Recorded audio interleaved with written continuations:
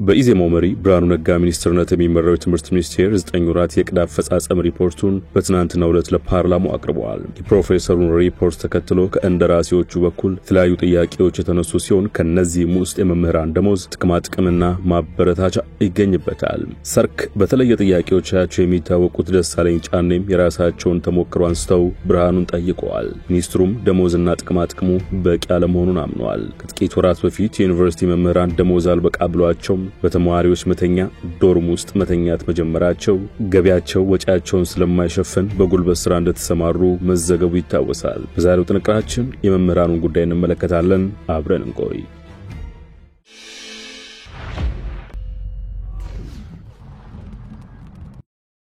የኢትዮጵያ ዜጎች ለማህበራዊ ፍትህ ፓርቲ ኢዜማ መሪና የትምህርት ሚኒስትሩ ብርሃኑ ነጋ ትናንት ፓርላማ ባቀረቡት ሪፖርት እንደቆየ ተቃዋሚ ፖለቲከኛ ሳይሆን በገዢው ብልጽግና ፓርቲ እንደሚመራው መንግስት ሌሎች ሚኒስትሮች እጅግ አዎንታዊ የሆነ የ9 ወራት ሪፖርትን አቅርበዋል። ለአብነትም በ2017 ዓ.ም የትምህርት ዘመን ከቅድመ አንደኛ እስከ 12ኛ ክፍል 25,253,365 ተማሪዎች ትምህርታቸውን በመከታተል ላይ እንደሚገኙ፣ ትምህርት ለትውልድ በሚል መሪ ቃል በ2017 የትምህርት ዘመን ብቻ 54 ቢሊዮን ብር መሰብሰቡና በዚህም ሀብት 5906 ቀድመ አንደኛ ደረጃ፣ 832 አንደኛና መካከለኛ ደረጃ፣ 712 ሁለተኛ ደረጃ በድምሩ 6815 አዲስ ትምህርት ቤቶች መገንባታቸው፣ በሰሜኑ ጦርነት ምክንያት ከተጎዱ ትምህርት ቤቶች መካከል በአማራ ክልል 45 እና በአፋር ክልል 4 ትምህርት ቤቶች ተገንብተው መጠናቀቃቸው፣ የ12ኛ ክፍል ተማሪዎች የማለፍ ምጣኔ መቀነስ ምክንያት ለማወቅ ጥናት በማጥናት በግኝቱ መሰረት በ2017 ዓ.ም የማለፍ ምጣኔን ለማሻሻል በርካታ ስራዎች የተሰሩ እንደሚገኙ፣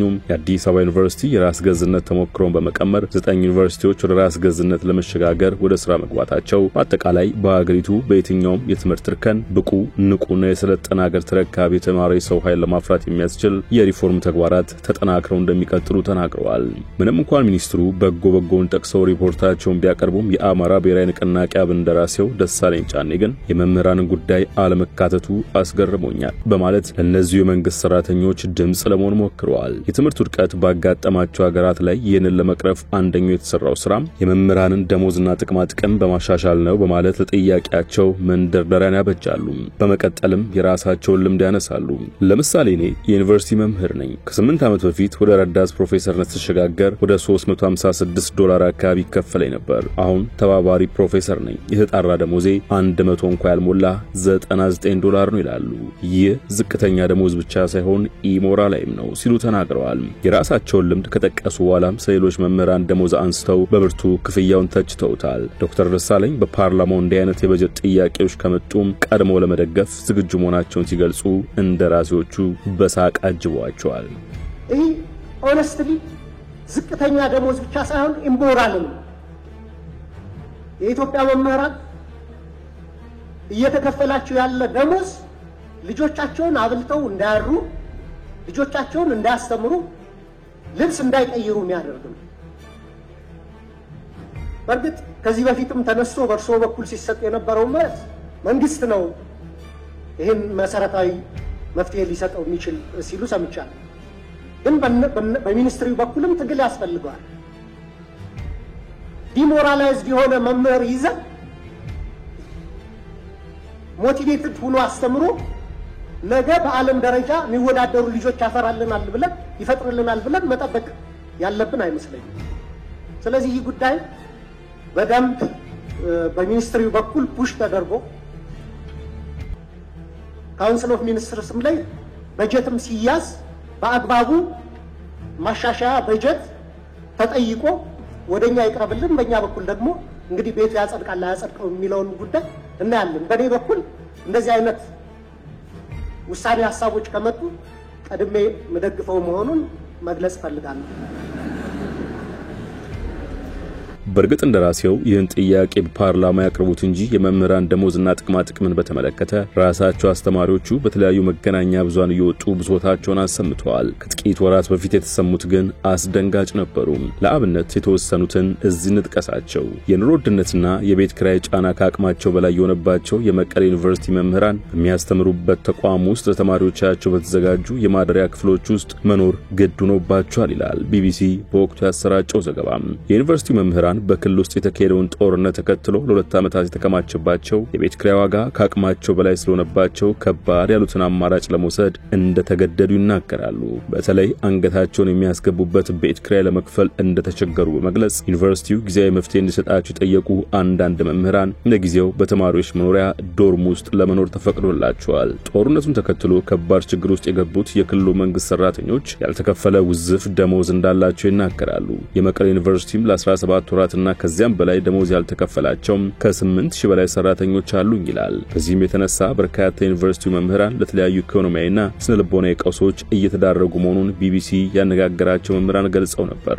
ሁኔታው በዚሁ ከቀጠለ ብዙ የዩኒቨርሲቲው ምሁራን ስራቸውን ለቀው ሊሄዱ ይችላሉ የሚል ስጋትም ተቋም አለው። ይሄው የዜና ምንጭ ሙዝ በዳቦ እየበሉ ፒኤችዲ የሚማሩ የዩኒቨርሲቲ መምህራን ሰቆቃ በሚል ያሰራጨው ሰፊ ዘገባ ብዙሃኑን ያነጋገረ እንደነበር አይዘነጋም። ቢቢሲ ስሙን ሳይጠቅስ በዘገባው ያካተተው አንድ መምህር እንዲህ ሲል ነበር ህይወቱን የተረከው።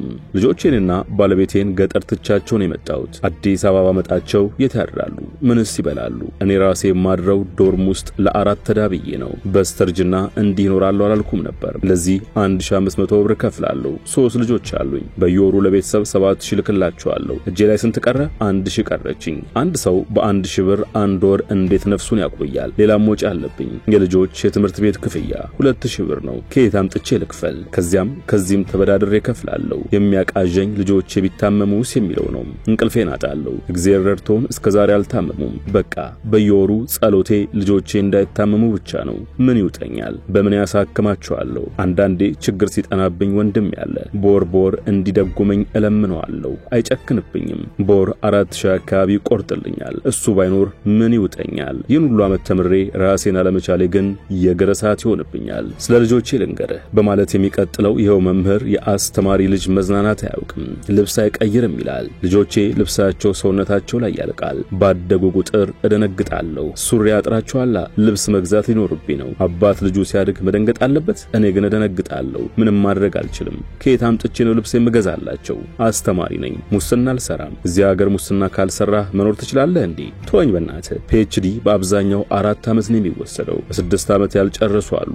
አእምሮአቸው የተነካሉ ያበዱ መዓት ልጆች አውቃለሁ። እንዴት ትማራለህ በዚህ ጭንቅ? ከ4 ኪሎ 6 ኪሎ ዞር በል። ብቻውን የሚያወራ ሰው አታጣም። የፒኤችዲ ተማሪ ነው ሲል ነበር ምሬቱን ያጋራው። ሶስተኛው ምሳሌ ደግሞ የዩኒቨርሲቲ መምህራን ኑሮን ለማሸነፍ በጉልበት ስራ መሰማራታቸውን የሚገልጽ ነበር። አሻም ቲቪ ያነጋገረቻቸው መምህራን ሁኔታቸውን እንዲህ ነበር ያስረዱት። ማንም የኛን ጉዳይ የሌሎችንም ዜጎች ጉዳይ ዞር ብሎ የሚያየለ ማለት ነው። ስለዚህ እንጠይቃለን፣ ግን ይሄ ጥያቄ ምን ምላሽ ማያገኝ ስለሆነ ጮይቱ ባዶ ስለሆነ አሁን ተስፋ ቆርጠናል። እውነት ለማውራት እኔ በኩል ተስፋ ቆርጫለሁ።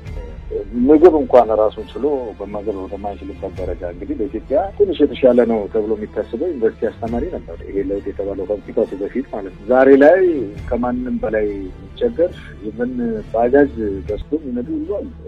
የሰውን ባጃጅ ሁሉ እየነዱ ልጆቻቸውን ለማሳደግ ጥረት የሚያደርጉ መምህራን እንዳሉ አውቃለሁ። በትናንቱ የፓርላማ ውሎ ታዲያ ለደሳለኝ ጥያቄዎች ማብራሪያ የሰጡት የትምህርት ሚኒስትሩ ብርሃኑ ነጋ ጉዳዩ ሀቅ መሆኑን አምነው ነው ምላሽ መስጠት የጀመሩት። ለመምህራኑ የሚሰጠው ደሞዝ በምንም መለኪያ በቂ ነው ብለን አናምንም የሚሉት ሚኒስትሩ ነገር ግን መምህራን ብቻ ሳይሆኑ ሌሎች የመንግስት ሰራተኞች እንከፍላቸዋለን የሚሉት ደሞዝ በጣም ዝቅተኛ መሆኑን ተናግረዋል። ይሁንና መምህራን በሲቪል ሰርቪስ ውስጥ እንደመካተታቸው መጠን የዩኒቨርሲቲው መምህራን ደሞዝ እንኳን እርሳቸው የሚመሩት የትምህርት ሚኒስቴር ማሻሻል እንደማይችል ገልጸዋል። እንደዚህም መፍትሄን ያሉትን አመልክተዋል። በአጠቃላይ ይሄ ሲቪል ሰርቪሱን ቢኮዝ እንደምታውቁት መምህራንን በሲቪል ሰርቪስ ማዕቀፍ ውስጥ ነው ያለው። የደሞዝ ደረጃቸው ሁሉ የሚወሰነው በትምህርት ሚኒስቴር አይደለም፣ በሲቪል ሰርቪስ ስኬል መሰረት። የዩኒቨርሲቲ መምህራን እንኳን በዩኒቨርሲቲ የተለየ ስኬል አልወጣለትም። ቲፒካሊ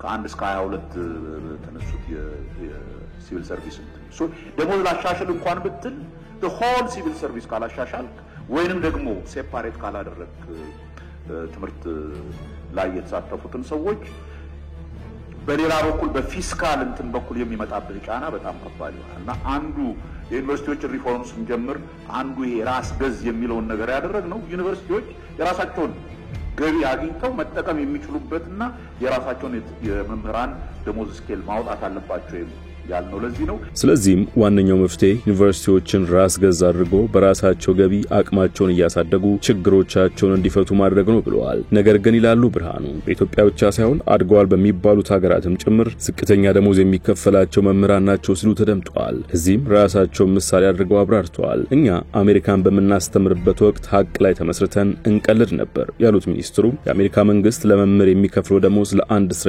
በአመት ከሚያወጣው ያነሰ ነው ብለዋል። እኔ በማስተምርበት ጊዜ ለአንድ እስረኛ በአመት $55,000 ያወጣሉ። በአማካይ መምህራን ደግሞ ወደ $34,000 ነበር የሚያገኙት ብለዋል። መምህር ሆኖ ሀብታም መሆን አይቻልም ያሉት ብርሃኑ ነገር ግን ሳይቸገሩ ማስተማር አለባቸው ሲሉ ተደምጠዋል። ዋናው ማድረግ ያለብን አትሊስት ከችግር የወጣ ሙያ እንዲሆን ማድረግ ነው። ሙያው ሌላ ተጨማሪ አድቫንቴጆች አሉት።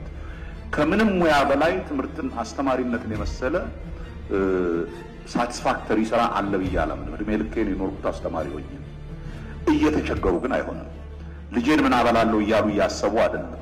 ሀብታም ለመሆን አይቻልም፣ ግን በቂ ደሞዝ ተከፍሏቸው ራሳቸውንና ቤተሰቦቻቸውን ማኖር የሚችሉ ማድረግ አስፈላጊ።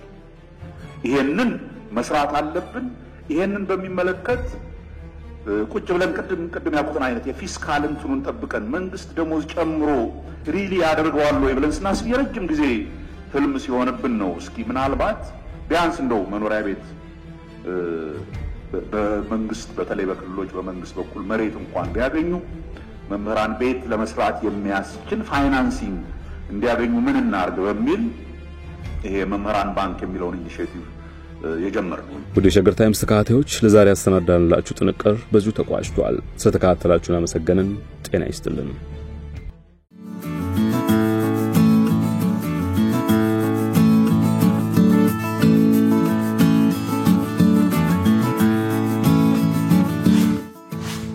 ሸገር ታይምስ ሚዲያን ሰብስክራይብ በማድረግና ደወሉን በመጫን ይከተሉን።